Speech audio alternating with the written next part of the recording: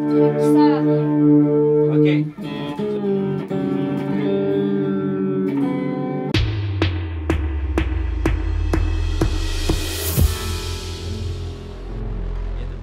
Désaccord ta grosse corde. Ça. Là, tu baisses ton volume ici. Tu le tiens avec ta main gauche. Tu joues une note avec ta main droite. Tu montes le volume avec ta main gauche. De même. Et comment transformer ta guitare en lightsaber?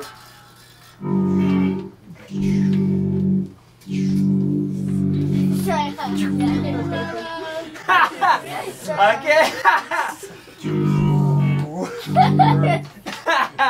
T'avais dit ça sert à rien.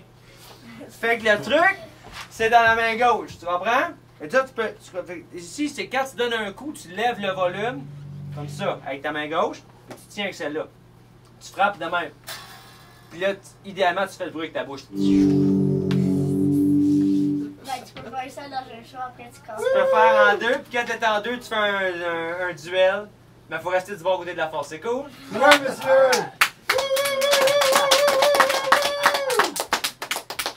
Rock and roll. Yeah. Fait que je vais répondre à vos questions s'il y en a. Si c'est terminé, vous pouvez y aller. Il faut juste remplir les papiers. Puis la semaine prochaine, ça vous tente, j'en fais une autre. Mais ça, c'est pas le même sujet pas tout. C'est n'importe qui est gêné et qui aimerait plus être gêné devant une foule. Ou jouer aussi bien chez vous que jouer aussi bien en public que tout seul. Tu sais, des fois, tout seul, c'est super bon. On arrive en public, c'est vraiment c'était bon, moins bon. Pour ça. C'est la semaine prochaine? La semaine prochaine, même heure, même poste, ici. Puis Sébastien m'a demandé si c'est très important de remplir les papiers avant de partir. Si vous n'avez pas de questions, c'est terminé. Merci pour votre attention. Vous êtes une belle gang. J'ai une question. Je réponds à toutes vos questions, allons-y. OK. Moi, de temps en temps, j'ai comme un phénomène là, qui parle, ou puis là, tu sais, ça l'amplifie, puis je perds le contrôle. Là. Je sais que c'est relié avec mon délai, OK. mais ça le fait à l'occasion. Tu sais, c'est comme si là, le délai, là, c'était très conservateur. Genre une ou deux feedbacks. Ouais, comme on voyait, ouais. Puis, pas plus fort, là, mais de temps en temps, là. Puis là, je me demandais, ça peut-tu. Il peut-tu avoir un effet. Ça peut être causé par le fait qu'il y a à la fois du délai et du reverb. Puis là, c'est comme là.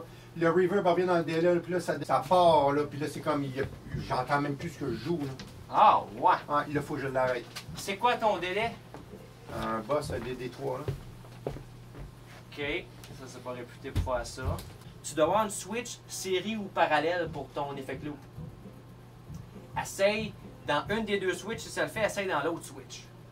Ce qui se passe quand c'est en série, c'est que tu as ton signal de délai, OK? Ton signal qui rentre, puis il va aller mettre le délai dans le signal, qui fait qu'au bout, tu vas te ramasser avec du délai et du signal qui va être amplifié. Ça, c'est en série. En parallèle, ton signal va rester toujours pur, puis il va mettre en parallèle une autre track qui a juste du délai dedans. Fait que le délai, il faut qu'il soit en parallèle. Ben, moi, si c'était ma première impression, c'est que tu étais toujours en parallèle. Quand tu es en parallèle, il travaille tout le temps, même quand il est comme à off.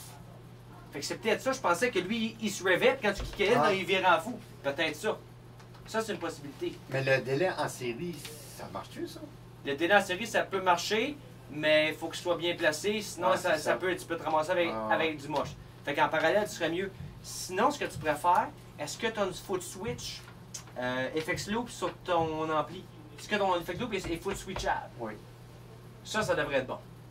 Ça veut dire que ton délai serait toujours on. Tu peux même le mettre sur ton ampli. Ah, c'est ça que je fais, là. Quand tu dis tu allumes ton délai, tu payes jamais sur ton boss. Tu payes sur ta foot switch de ton ampli. Oui. Ok, ben c'est ça, je pensais. Ok. Donc, vraiment que lui, il est déjà. Il est en background, il est cranky. Mettons, ta femme est en Simonac, puis t'arrives, puis tu dis un mot, puis elle te saute d'en face. Oh, j'ai rien dit ici! C'est ça, lui, il est là, puis il se crank, là. Il était déjà cranky. Ouais. OK. Ça serait ça. Fait que là, d'abord, tu devrais avoir un setting line ou level. Plus 4 ou moins 20 dB. Check si tu as une petite switch. Ça va être écrit, tu vois ça tu vois ça comme en arrière, comme des speakers, là. Tu sais, mettons, si tu branches un micro, tu es dans le mic. Ouais, je l'ai, ça. Bon, ça, c'est ta switch mic et line. Ça veut dire que tu dois probablement être en mic ou quelque chose, puis il drive l'input de ton délai trop fort. En flippant la switch, probablement en moins 20 dB, tu vas te rendre compte, est-ce que ton délai, il fallait t'en mettre vraiment pas beaucoup, genre, puis il était déjà trop? Non. OK, bon. Essaye ça pareil. Tu mets ta switch à moins 20 dB, là, tu vas pouvoir te rendre compte que tu en mets plus du délai. En plus, qui est en parallèle, il ne sera pas dans tes jambes, tu vas avoir un beau signal clair, OK. qui est l'équivalent de ce que moi je fais. Moi, live, j'ai un setup wet, dry, wet. J'ai pas le temps de montrer tout ça, ça va passer vite, là. Mais moi, je roule à 3 amplis. J'ai 2 amplis en stéréo qui font juste les affaires qui spin, puis les ambiances. Puis j'en ai un au milieu, dry, juste un coup de poing tout le temps, ici, paf, à chaque fois. Fait que toi, tu aurais ce phénomène-là avec ta switch. Puis en théorie, tu devrais avoir besoin de mettre ton mix, ton délai mix un peu plus élevé pour avoir le même feeling que ce que tu avais. OK. Peut-être. OK. Sinon, mais on s'en parlera ici. je tu sais, vais- ouais. Merci. Bienvenue. Si vous avez, comme toi, tu es un addict, là, c'est ça? Là? Ouais, un peu, ouais. C'est ça. Bon, fait que c'est vraiment le fun d'avoir chaque pédale qui fait chaque chose spécifique. Mais tu as aussi des multi-effets qui ont tout. Puis des fois, ça débande un peu, c'est moins le fun, ça. Ouais, c'est plus. Ouais. Des fois, plus c'est- ardu, ouais. Des fois, c'est moins le fun de gosser après. Un coup qui est seté, c'est Ouais. vraiment le fun. Mais entre C'est ça. les deux, tu as souvent, mettons, sur ton pedalboard, tu as comme des drives que tu aimes beaucoup. Tu as des délais que tu aimes beaucoup. Puis là, tu veux rajouter du spin, mais il y a un semi-multi-effet. Mettons, ça contient juste les modulations, juste les spins. Fait que tu as chorus, flanger, puis toutes ces affaires-là que tu te sers une fois par 3 tonnes, 15 secondes. Mhm. Tes mesures ensemble, ça prend pas beaucoup de place. Comme ça, tu gardes tout le reste de tes pédales. Ça, Ouais. c'est nice. Ouais. Un beau entre les deux. Mhm. Puis comme là, on va ouvrir son affaire que je sais pas c'est quoi. Puis ce qu'on pourrait faire, ça c'est moi ce que je dirais, un multi-effet. Quand tu en as appris un comme il faut, là, tu les connais toutes. Ouais. Ah oui. Tu gosses, c'est plate, le manuel. Mais quand tu en as un que tu as compris, t'es guéri. Puis lui, il a l'air compliqué parce qu'il n'y a pas beaucoup de pitons. Il est. Moins qu'il y a de pitons, plus faut que tu gosses. Il est. Exemple, Un zoom, ça. Digitech. Ah, je suis d'accord. Là, c'est de base. Est-ce que tu as le power supply? Non. Ah, je l'aurais branché puis je t'aurais programmé des sons puis tout, moi là. Comme elle, ce qu'elle fait, je sais qu'elle fait du rock, principalement. Fait qu'une gig de rock, tu as besoin de ton son, puis plus. C'est ça. T'as besoin de ton son puis plus. Le meilleur truc que j'ai trouvé avec ça, je sais pas s'il y en a qui font des spectacles, mais sur les scènes aujourd'hui, on peut plus jouer fort. Je viens. Le soundman, il était tout le temps, ah, c'est super, ça sonne au bout, man. Après, juste de baisser un petit peu. Tu sais, c'est plus comme dans le temps, là. Puis, ah, t'as juste à baisser un petit peu. Fait qu'à force des amplis à lampe, faut que ça sue. Faut que ça travaille. Il faut que ça sue. Tu peux cuire un œuf sur ton ampli à la fin de la soirée, c'est pas des jokes, là. C'est pas une façon de parler, c'est chaud, là. Il faut que ça fasse ça. Mais pour qu'il fasse ça, il faut qu'il soit cranky. Pour qu'il soit cranky, il faut qu'il soit fort. Puis là, si Sandman veut faire un bon mix, c'est dans les jambes. Fait que souvent, je me ramassais à avoir les amplis tournés ou backstage micés, puis je m'entends avec mes in-ear. À un moment donné, j'ai dit tabac. Fait que quand tu as une situation que tu veux ton son puis plus, si tu as un ampli à lampe puis t'es béni des dieux, que tu peux jouer dans des grandes salles, tu peux les cranker. On n'a pas parlé ici parce que c'est pas sexy. Là, j'ai parlé, il y a deux choses. Deux choses que j'ai pas parlé qui sont très importantes. Comme musicien dans la vie, tu as des overt skills puis tu as des covert skills. Mettons, je joue avec toi. Comme on jasait tout à l'heure, t'es super cool. Tu sais, on jase. Ça, c'est de la conversation. On jase, on a du fun. En tant que musicien, quand on joue, ça existe, ça. Jaser entre nous autres puis connecter sans flasher. On n'était pas en train de s'impressionner un à l'autre. On chillait, c'est pas on jasait. Fait qu'en tant que musicien, ça s'appelle des covert skills. C'est en dessous de la table. C'est pas quelque chose qui flash. La foule le ressent. Les autres musiciens le ressentent que c'est le fun de jouer avec toi. Covert skills. Puis overt, ça c'est comme flasher. À genoux à terre, avec les affaires comme Van Halen puis tout ça. Ça c'est over. Là, même les non-musiciens voient ça. Mais les musiciens voient les deux. Là, j'ai parlé de juste des effets overt. Mais il y a plein d'effets covert qui sont intéressants, comme des noise gates, comme des boosts. Un boost, ça prend juste ton son puis ça fait plus. Et là, je ne l'ai pas mis ici parce que quand on boost, ça arrêtait trop fort. Puis tu as 3 sortes différentes de boosts. Tu as des boosts clean, tu as des boosts mid, puis tu as des boosts treble boost. Comme Queen. Le son Queen. Treble boost all the way. Les Vox souvent. Fait que ça prend ton son, ça fait que le pousser plus. Fait que quand ton ampli c'était avec une barbe de 3 jours, puis tu as un boost clean. Lui, il prend les totales des fréquences basses et aiguës, il les monte toutes ensemble. Ça va faire des fois roter et péter les basses fréquences dans ton speaker. Ça va sonner, voyons, si le boost, tu sais, j'ai acheté ce boost-là 150$ sur Internet, il disait c'était bon, j'ai vu les vidéos, c'était écœurant. Mais quand je le booste, ça écrase, ça pète. C'est parce que quand c'est full frequency boost, les basses, ils n'ont pas de plus, parce qu'on sait, plus qu'on monte le volume, plus qu'on baisse les basses. Fait que ça, c'est dangereux. Fait que souvent, des full frequency boosts, des boosts flat qu'on appelle, on s'en sert comme fondation de tone. Ça, c'est une conférence que je ferai pour 1 heure au complet, juste les fondations du tone. Ça, c'est intéressant. Ouais, j'avoue. Ça, c'est intéressant. Mais ça flatte, tu sais. Là, c'est la première, c'est faire un test, voir qu'est-ce qui pogne. Là, j'ai vu, tu sais, des fois, il y en a qui étaient comme, tu vois, c'est plate, ou des fois, c'était bon, tu sais. Là, je vois. Mais ça, c'est vraiment cool. Fait que tu prends ton boost pour augmenter ton signal par là. Puis pour un boost de solo, tu prends mid ou, dépendamment de ton ampli, des treble boosters. Fait que ça booste, mais avec une préférence vers les fréquences aiguës qui fait l'effet souhaité de ce qu'on veut, de passer par-dessus le band pour que ton solo il chante. Ça, je n'ai pas parlé, mais ça, c'est des effets covert, non sexy. Fait que des compresseurs multiband, écoutez ça. Je vais juste faire entendre la différence avec et sans.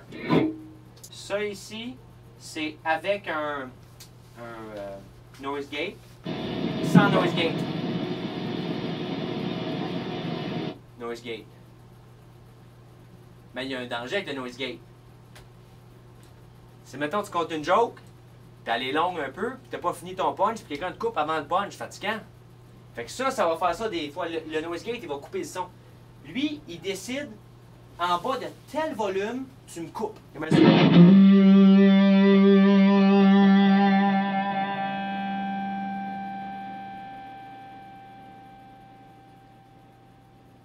T'entends-tu le... C'est comme un étau qui se referme.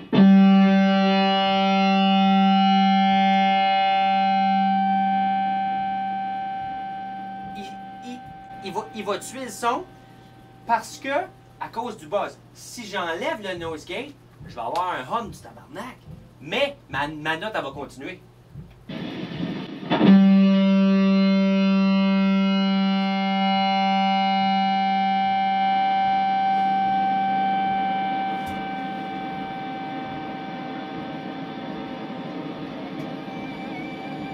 Je vais juste augmenter à partir de quand il va clamper, le nose gate à un moment donné va arrêter. Ça, c'est raisonnable. Fait que là, je suis comme ça. Je peux continuer?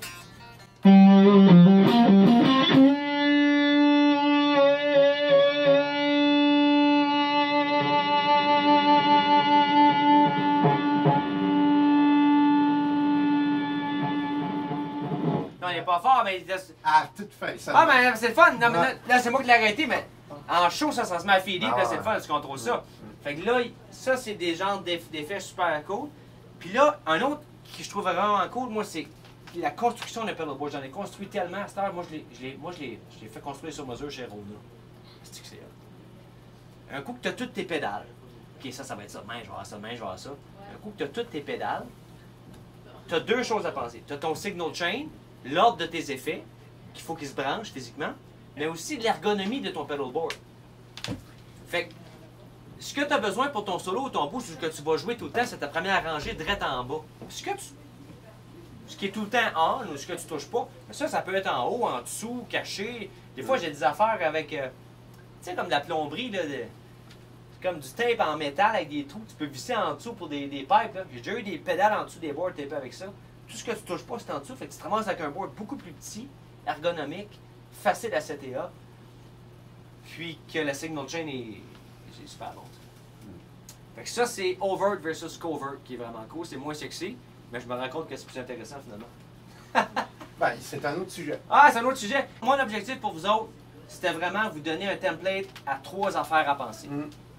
Bon, parce que si tu fais un hommage cover à Led Zeppelin, je dis ça de même. Ouais. OK? Tu fais un hommage cover à Led Zeppelin, super bon. Tu fais un hommage cover à Led Zeppelin. Mais là, tu veux exactement 100% ou 99% décosser exactement chacun des tons, là, dans telle tune, c'est la petite affaire qu'il y a, là, t'as pas la pédale pour. Mais si, mettons, tu fais un band cover rock général, que tu sais, on fait des oldies, les boys, on a du fun. Avec 3-4 effets, tu fais 80% de tout. Ah ouais. Avec, juste en y pensant de même. OK, bon, t'arrives là, il y a une affaire spéciale, ça spin à peu près de même, t'as ton spin à peu près de même. Il n'y a pas personne, si P-A-R-S-O-N, qui va remarquer la différence dans la foule. Puis ça facilite ta tâche de pas tout le temps être en train de faire ça, puis tu focuses ton play. Puis aussi, je vais vous dire, c'est satisfaisant. Gosser avec ton volume pour changer le niveau de poêle. J'ai déjà fait ça? T'es au setup et tu le gosses avec ça. Hey man! C'est tellement plus le fun. En tout cas, moi, là, je trouve parce que avant, je chantais pas. Moi, j'étais les gars qui étaient assis en arrière avec le cockpit, là, tu sais, de faire tous les sons. Puis là, tranquillement, je suis devenu là, à l'avant-scène, je chante. Fait que j'ai plus le temps de gosser avec ça. Fait que je joue avec ça beaucoup, beaucoup plus. Puis j'ai mon son. OK, c'est ça, je voulais dire. Okay. Quand tu as un ampli à lampe, tu as ton son puis tu as plus. C'est fatigant parce que le soundman, il va dire souvent, hey, c'était cœur, ça sonne au bout.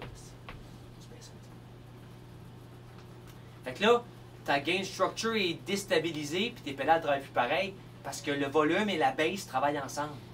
Fait que là, tu viens, c'est fatigant. Versus quand tu joues avec des amplis à transistor, il faut que tu fasses l'inverse. Tu sets ton volume de solo, OK? Puis moi aussi, j'ai une pédale de déboost.